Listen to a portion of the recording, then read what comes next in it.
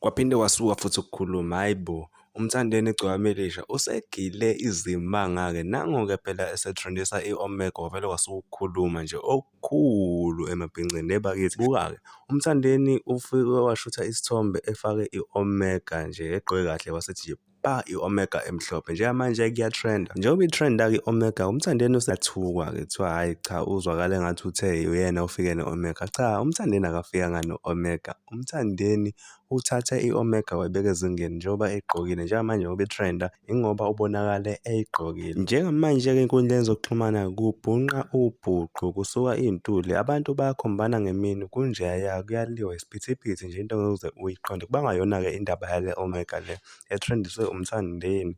Hhayi, uMthandeni hhayi cha impela kumele avunywe ngokotini. Uyawushaya ukotini futhi-ke njengoba kade eyigqokile-ke i-Omega-ke nje ivele yaba yinhle nje, sabuya isithunzi sayo. Kwazise phela i-brand endala, isakhiwo nje esidala nje sama-sandals, koda-ke usenze sabuya futhi wabonakala ukuthi sihle. Ngobani? Uma eyigqokile uyafaneleka. Abalandeli bakhe bambhalelile ku-WhatsApp, bam-screenshothela-ke izinto abey'shiwo ngabantu. Wayiphosta ku-Facebook ukuthi hayi bo, abantu bathini. Naye uyambona nje ukuthi nje ayikho into akangayisho, insambatheka ayikho lento ebangwalana, yabona. Into nje ukuthi avele ayithulela ayibukele, ngoba-ke phela ukukhuluma kuyohlezi kukhona, ayikho into ekhulunyelwayo kahle kahle.